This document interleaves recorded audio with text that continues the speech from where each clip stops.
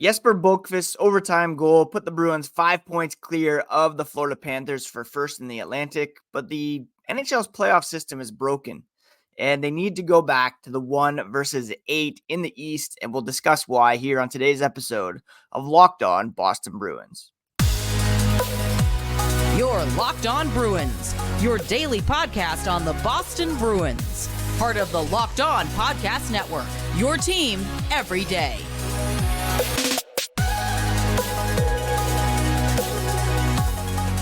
What is up, Bruins fans, and welcome back to the Locked On Boston Bruins podcast. I'm your host, Ian McLaren, and this is a daily show where we discuss all things Spoked B. Today is Monday, April 8th, and I want to thank you so much for making Locked On Bruins part of your daily routine. Free and available on your favorite podcast app, Apple, Spotify, Amazon Music, Pocket Casts. It's also available on YouTube, so please do subscribe to both the audio and video aspects so that you never miss a thing. Part of the Locked On Podcast Network, your team every day. And today's episode is brought to you by Sleeper. Download the Sleeper app and use promo code LOCKEDONNHL to get up to a $100 match on your first deposit. Terms and conditions apply. See Sleeper's terms of use for details. Our Boston Bruins pulled out a massive 3-2 overtime victory over the Florida Panthers on Saturday, pulling 5 points clear for first place and really securing that spot with only 4 games left for each team. However, the way that the playoff system is set up right now means that the Bruins might not have the best possible matchup. We'll get into that here in a moment. First, a quick reminder, you can find the podcast on social media at Locked NHL Bruins. You can find me, my hockey thoughts and dad jokes at Ian C. McLaren. Happy Eclipse Day to all of those in the area. I'm actually like a half an hour away from the point or path of totality, like we talked about last week, Boston's path of totality to the Stanley Cup. We'll probably drive down closer to Hamilton Way to see the full eclipse. Now, the Boston Bruins, again, extended their lead in the Atlantic. They are now 5 points up on the Florida Panthers with 4 games remaining for each team. The problem is that whoever finishes first in the Atlantic will likely play the first wildcard team because the New York Rangers are currently 3 points ahead of our Bruins. They have 4 games remaining as well. So it's going to be pretty tough to catch the Rangers. And the first wildcard team at the moment is the Tampa Bay Lightning. They have 93 points. They're 4 points back of Toronto. Toronto's got 6 games remaining. The Lightning have 5. So there probably won't be much movement there. But here's the thing. If you go back to the old 1 through 8 playoff seeding, then the Bruins would currently be second in the East and would be lined up to play the 7th seed in the Eastern Conference. Currently, that is the New York Islanders. They have a record of 35, 27, and 15, 85 points, a .552 point percentage, and get this, a minus 23 goal differential.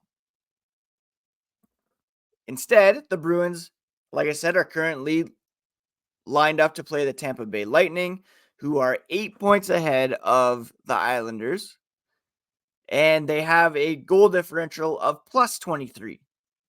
That's a 46 goal swing between those two teams. They've each allowed 251 goals, but the Lightning have scored 274, whereas the Islanders have scored only 228. Now, there is a pretty big race for that wildcard spots, for both wildcard spot, for the second wildcard spot at the moment, between the Islanders, the Detroit Red Wings, the Pittsburgh Penguins, Washington Capitals, and Philadelphia Flyers. Now, here's the thing. The Lightning are already clinched. They are in. But when it comes to the Metropolitan Division, only 2 teams have clinched playoff spots. So not only is it a race for the final wildcard spot, but it's also for third in the Metro, which is a guaranteed playoff spot. So one of these teams is going to be in third in the Metro, a guaranteed playoff spot, and they're going to be getting the wildcard spot as well. Currently, there are 6 spots clinched in the Eastern Conference. 1 will go to a Metro team, and 1 will go to another wildcard team. That could be a Metro team, or it could be the Detroit Red Wings. It's just insane how wide open that Metro is and how bad some of these teams are. The Islanders at 85 points, the Penguins, Capitals, Flyers at 83 points. The Flyers still have a shot at making the playoffs. They're 2-5-3 over their past 10. The Capitals are in line to make the playoffs. They're 3-5-2 over their past 10. A minus 41 goal differential. The Flyers are at minus 23. These could be playoff teams. And the Bruins should be able or in line to play one of these more inferior teams, like the Islanders, the Red Wings, Penguins, Capitals, or Flyers. Instead, they're pretty much locked in to play the Tampa Bay Lightning, who, as the 6th seed, would be in line to play the 3 seed, which would be the Carolina Hurricanes. Under the old format, it would be the Rangers playing whoever finishes in 8th. Right now, that's the Red Wings. It would be the Bruins, anybody who's in 7th. Right now, it's the Islanders. Then you would have the Hurricanes, Lightning as the 3 versus 6, and then Florida, Toronto lined up to play in round 1. And that would stick right now if it was the old format and the new format. That's what the matchup will be. Under the current format, the Rangers would be in line to play the Red Wings, and Boston would be in line to play the Lightning. The team that benefits the most right now is the Carolina Hurricanes, who could have a 20-point gap between them and their first-round opponent. Right now, it's lined up to be those Islanders. 105 points for Carolina, 85 for the Islanders. Just completely unfair, imbalanced, and it's something the NHL should look to rectify. These divisional matchups, nobody gets super excited about them. I'd rather see them go back to 1 versus 8, open it up, get some more rivalries going, and I'm just tired of this Atlantic Division setup. Would really like to see them go back to 1 to 8, and the Bruins could be the team that is, they're going to finish first in the Atlantic. Right now they have 107 points. The Lightning have 93 points. So still a 14-point gap there, but there's a 20-point gap between the Islanders and the Hurricanes, and that's just not fair. It should be the best or most fair possible matchups, and right now this is not it. Anyways, the reason why the Bruins have a 5-point lead in the Atlantic is because they beat the Panthers on Saturday, and we'll talk about that game here as the podcast continues.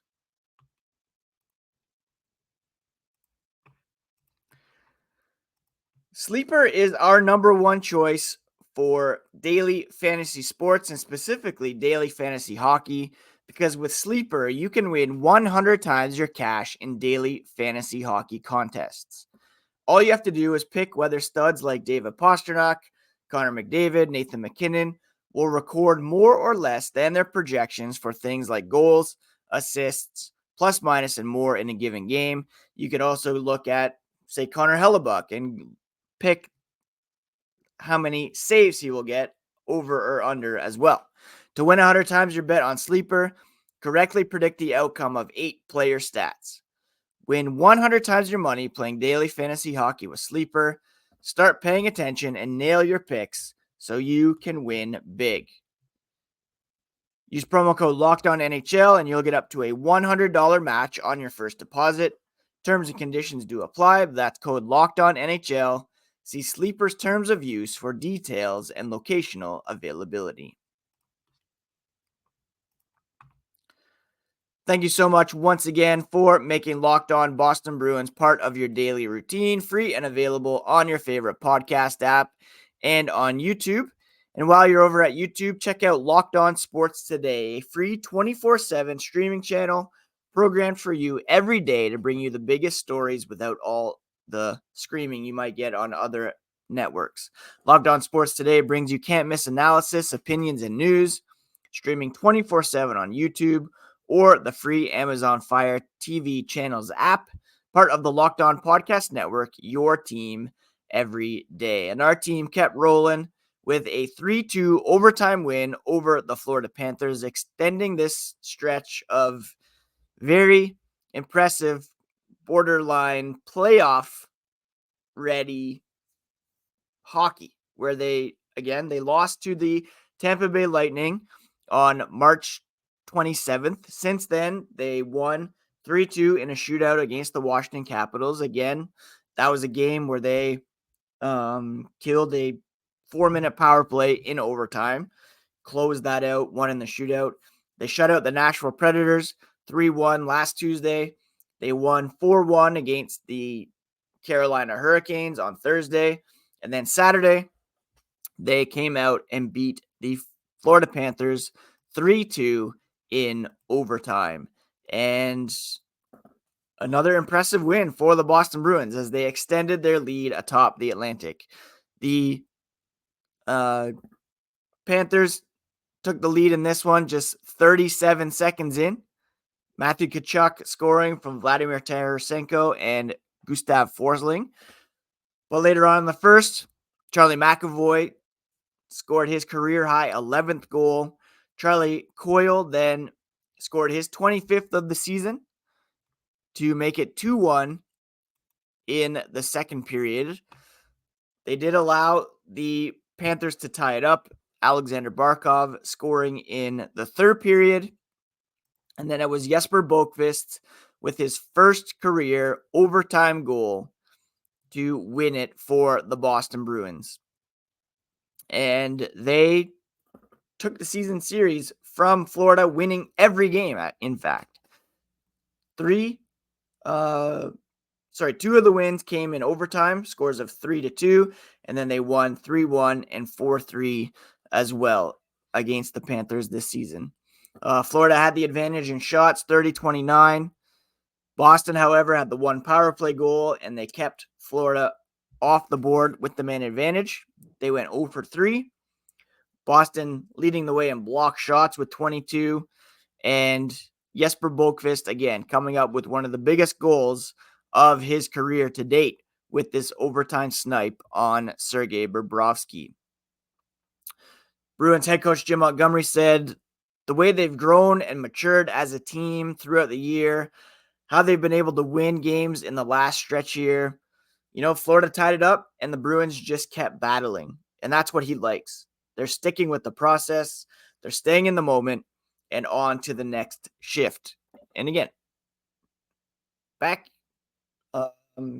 prior to the holiday break, after Christmas, there were a lot of times when the Bruins would give up the lead and then lose that extra point. They still have a NHL high 15 losses in overtime or the shootout. That's 15 extra points they've left on the table this season. But lately, they've been able to withstand the opposition's attack, take that extra point, and it takes that playoff mentality in order to do so. It definitely shows growth for this team. They talked about after those losses earlier. It's a lesson to be learned. We need to grow from this. We need to learn from it. And they have showed that they have indeed done it. Come playoff time, there is really no room for error, no margin for lapses in play. You got to keep the foot on the gas 60 minutes plus, sometimes 60, 80, 100, 120 minutes if it goes into triple overtime. And the Bruins are showing that mentality at the moment. Again, Boqvist with his first career overtime goal. He has 34 goals in 232 regular season games now. One of those other value signings for the Bruins. A lot of us were wondering what they were doing when they signed him. That decision was made prior to Patrice Bergeron's retirement announcement, and now he's come in, provided some solid depth for this team in a fourth line role, and another savvy move by Don Sweeney. He's making only 100 and no, not even 775,000. He has chipped in offensively, defensively on the fourth line. He's got 6 goals, 8 assists for 14 points in 43 games. Down from his production last year with the Devils, he had 10 and 11 for 21 points in 70 games. Given that opportunity, if he had played all season long, he'd be up there for the Bruins.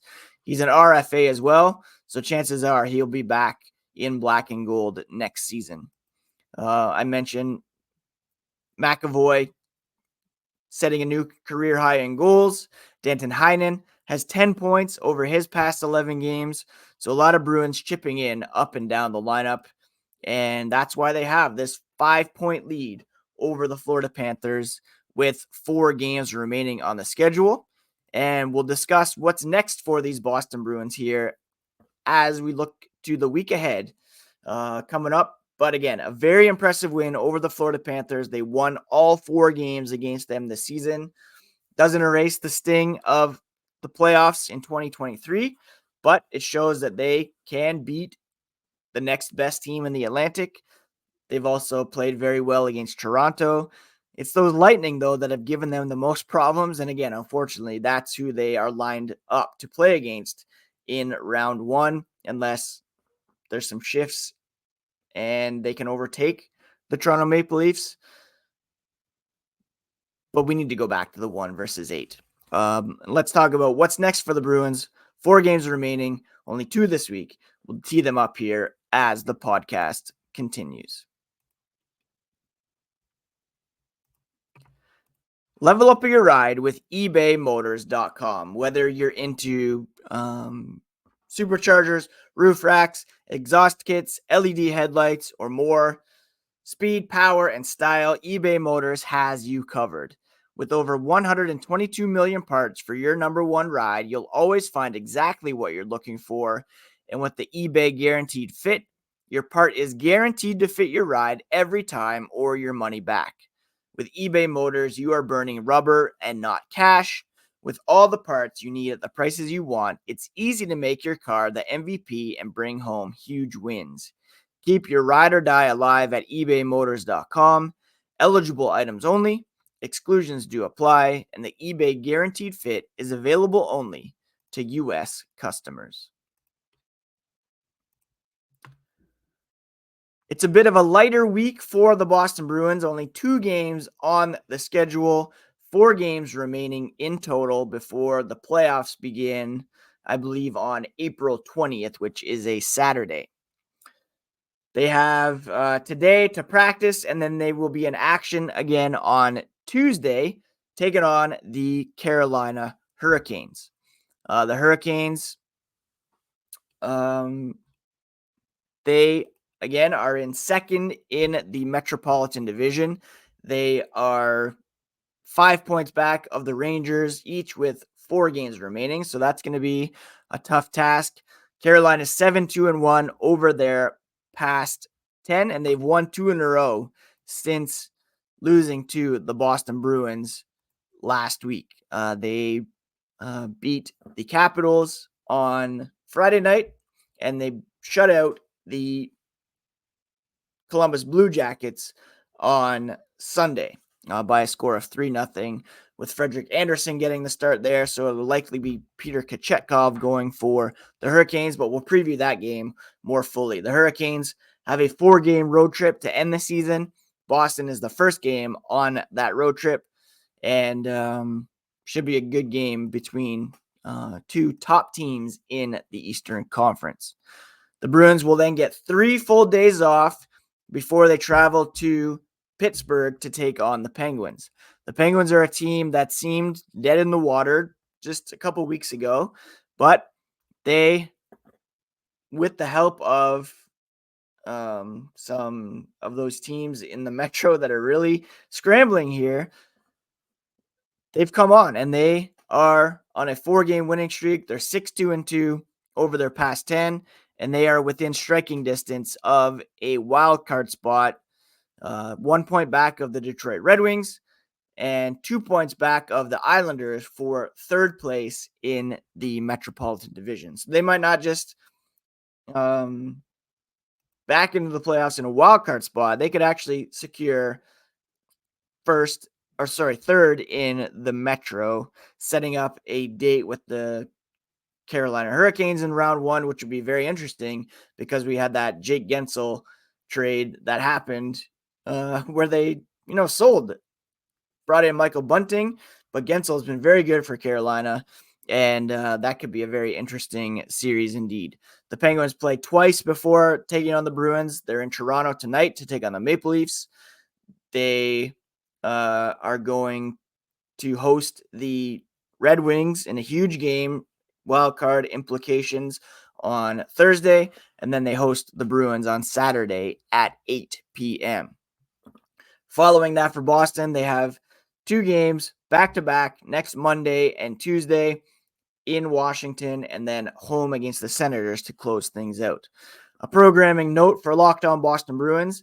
I probably won't have an episode up on Friday as I'm traveling to Toronto for a funeral. Sadly, my uncle passed away over Easter weekend, and the funeral is on Friday.